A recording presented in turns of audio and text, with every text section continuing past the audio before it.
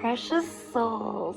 I'm going to bring you in to a sector of my life that is vulnerable. But I'm doing so because I'm being called to. So, what is it, 2025 now? So 11 years ago, 2014, I started really living in and out of boxes. And the reason being is because that's where I entered a 10-year relationship with something that I've never come up against before. And I didn't know what narcissism was, and I didn't understand the level of abuse and everything that can happen. But I also didn't understand it was meant to transform me.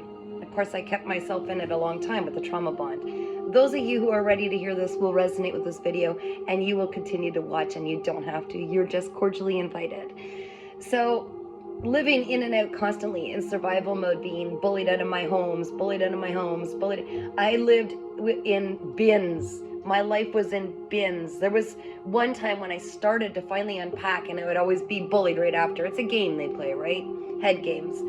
And I remember finding about, 26 or 27 toothbrushes or more.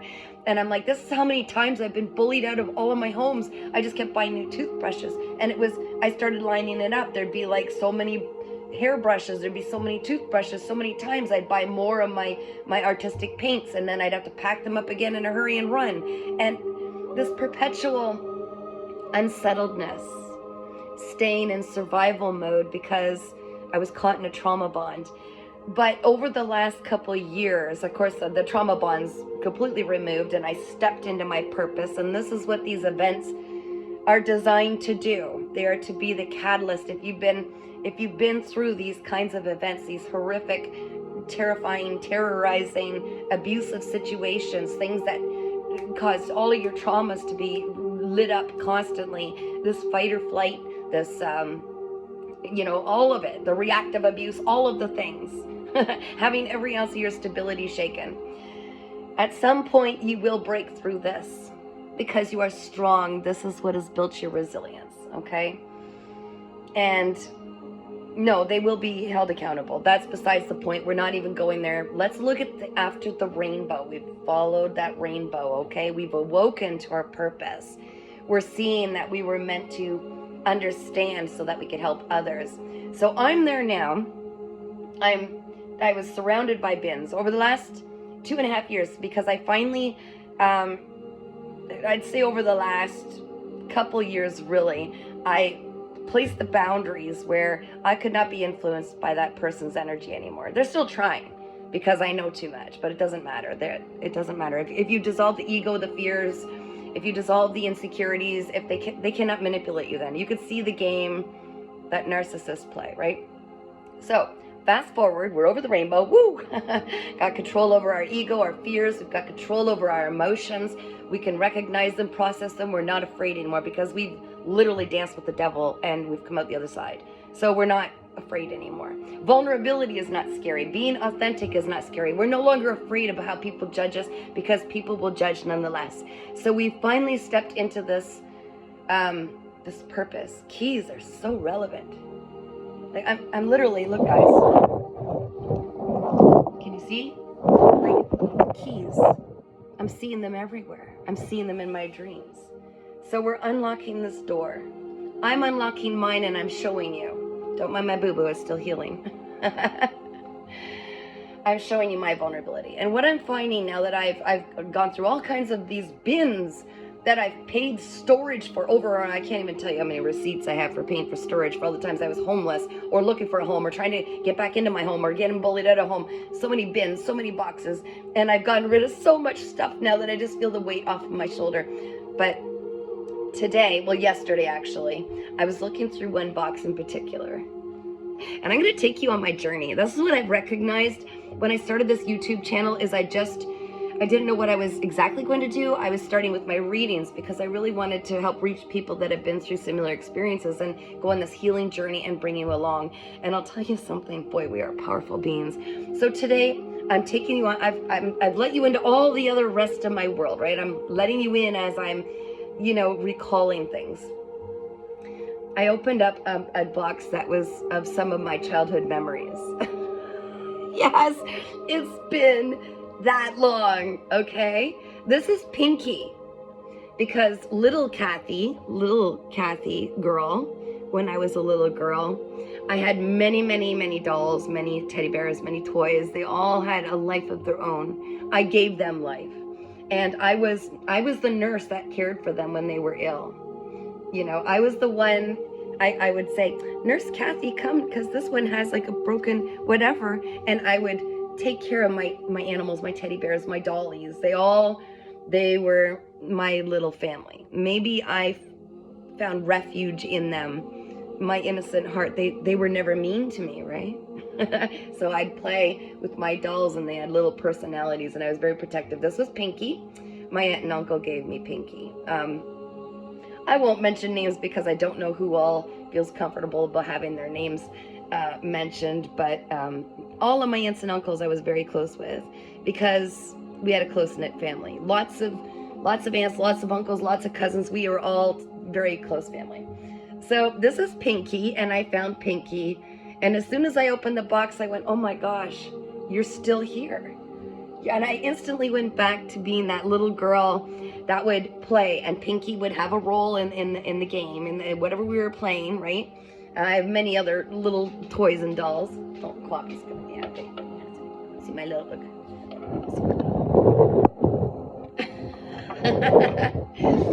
My little sweetheart, meet my baby doll. Yes, that one's mom's. Okay. So anyways, Pinky. Now, my father passed away a few months ago. Time is flying really fast, of course.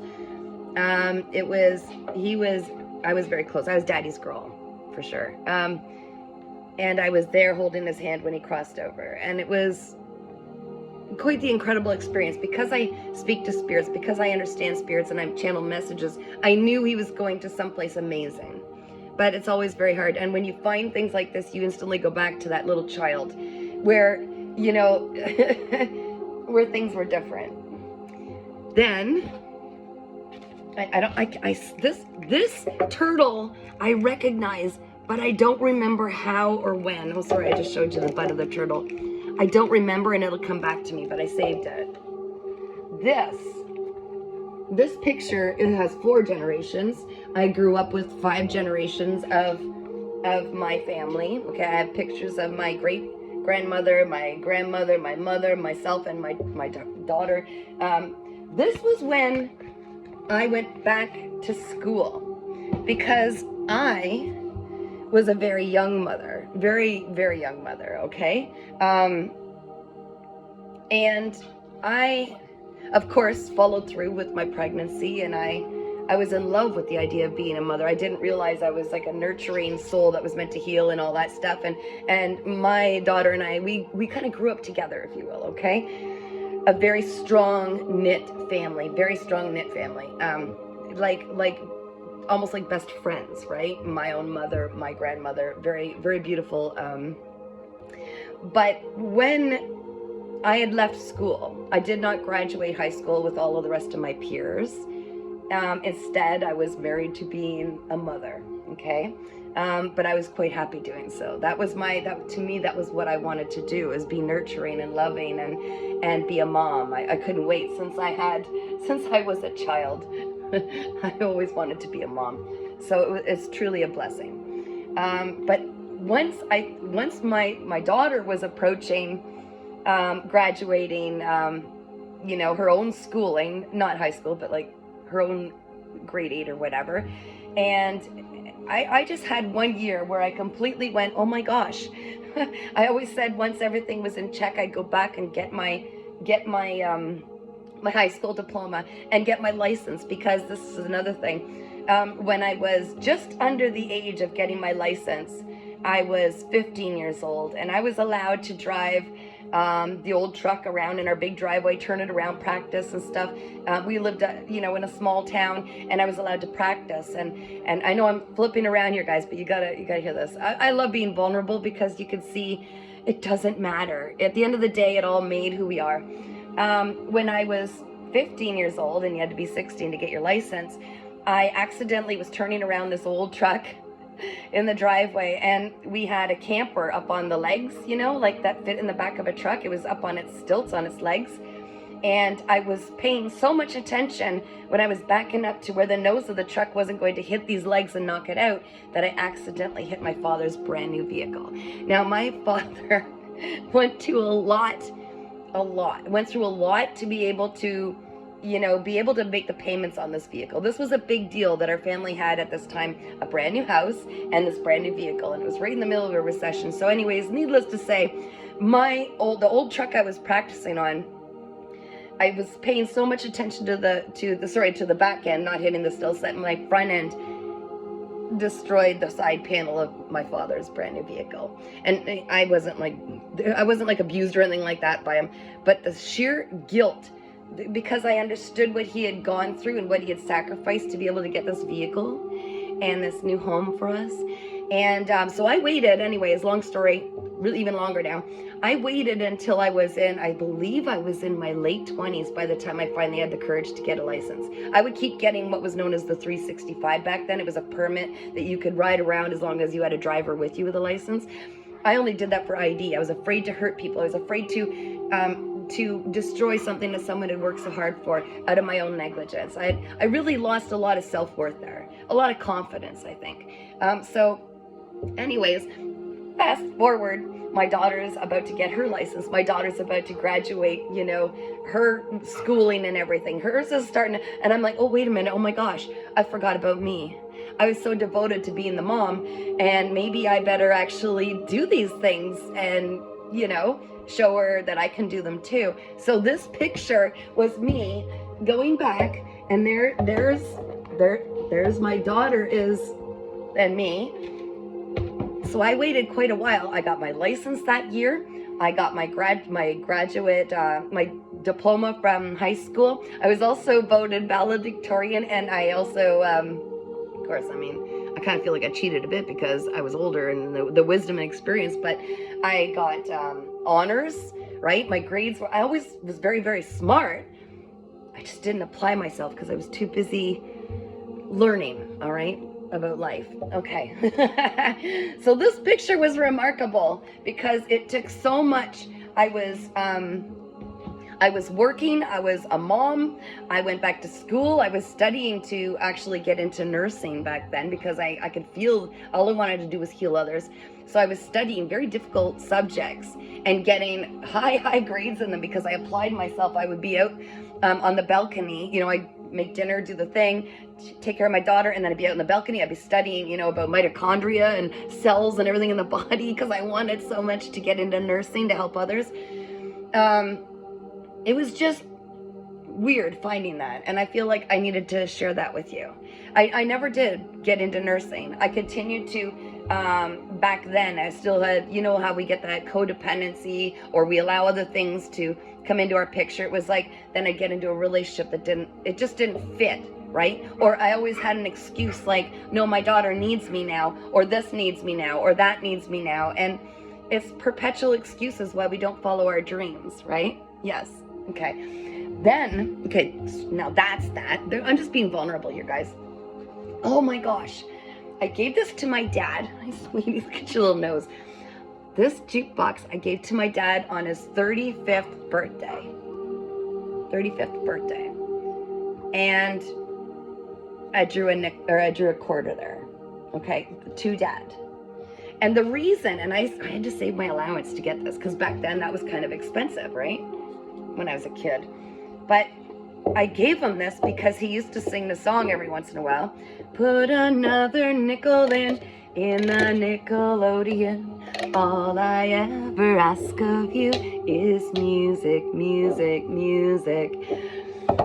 So I saved up and I got him this because it plays that song. Right? Okay, now, you know, I'm sure my dad thought it was kind of cool. Probably didn't get the whole idea why I did it. But everything with me, I was very empathetic. And I always, every gift I wanted to have meaning. Like, I wouldn't just go buy some gift card or something, right? Everything had meaning. And so anyways, I'm like, I want to hear it play. I want to hear it play after all this time. Does it still work? And literally in the same box, I find a penny. A penny! What year is that? My gosh, I never looked, but I can't even 2001. Okay, so this must have fallen in from some other box. 2001 penny. So let's listen, right? You gotta trigger the thing. Hold on. Anyways, it did play. It did play for me. And then when I set it back down, and I was so happy, like my heart was lit up. I'm like right back in my childhood going, Dad, do you like that? That's so cool, eh? And then I set it to the side. And then later on that day, when I went to move the boxes, it started from the beginning again, that song, and it was just playing. And my heart felt so warm because I could feel my dad coming through. Woo! Emotional. Okay, hold on. I'm going to get this to play for you guys.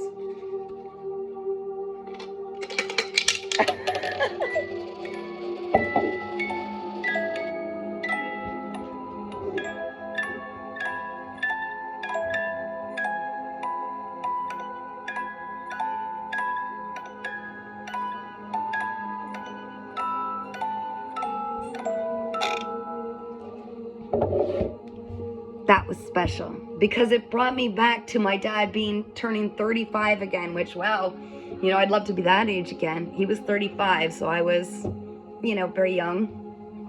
It brought me back. And every time I open a box, it's like taking me back in time. And I think I was honestly meant to find all this stuff and open it up at this time so I could remember what it was like to feel alive before all the scars, before all the traumas, before all the beatings, before all the abuse, before the fear, the traumas, the constant survival mode. That is my key. Every box holds a key.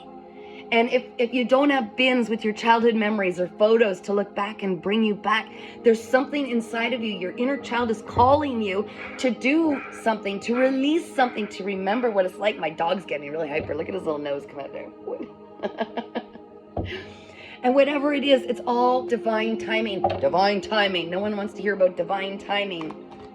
Divine timing. Everything happens when it's supposed to. I'm free now. My daughter's grown. Even my poor little doggy's getting older. No offense, buddy, but you are.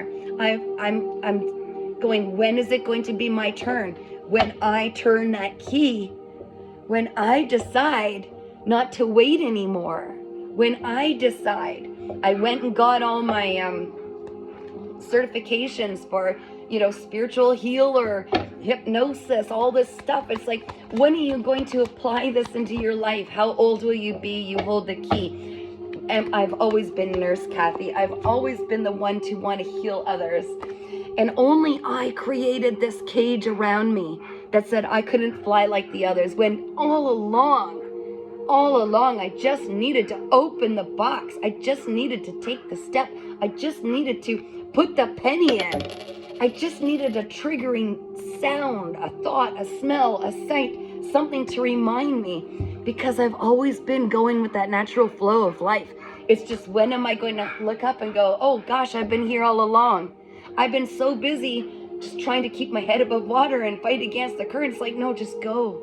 Open the boxes. Remember who you are. You've always been here, and just fly. You don't have to wait for another thing. You don't have to wait till the children are grown. You don't need to wait until that paycheck is big enough. You don't need to wait until this and that. It's the timing is when you feel it's ready. That inner little boy and girl inside has always had a dream in their heart. And what is it going to take for you to finally say, oh wait, it's always been my turn. I just never chose me first. I put everything else ahead, not believing that I'm capable, that I have a heart of gold. There's a reason why I've attained all this experience and wisdom and all the abuse and or whatever the case may be, all the hardships, all the challenges. Each one was strengthening you so that you could finally believe in yourself, maybe like no others had believed in you in the past, and do the thing. So yes, let this mourn the loss of the years that you may have passed it by. Allow those tears to fly. Let them roll down. Let them melt the ice. But at the end of the day, remember, you've never been alone. This inner child has been waiting to come out and play your entire life. So let the tears melt those icy walls. Open up the box of memories. Open up the box of memories and say, what is it I always wanted to do before I got so serious, so over-responsible, putting me last. Now that that door's open, what in the heck was it that I saw? What was my vision? Why did I do the things I did? Why did I come across such hard lessons? What is it all leading to? And step into it. Step into it. It's your turn when you say it's your turn. You're a kind-hearted individual, and it's your turn. So allow it in. Trust your inner guidance. Your inner child is making a lot of noise right now, like, are you gonna let us play now? While we can still do things?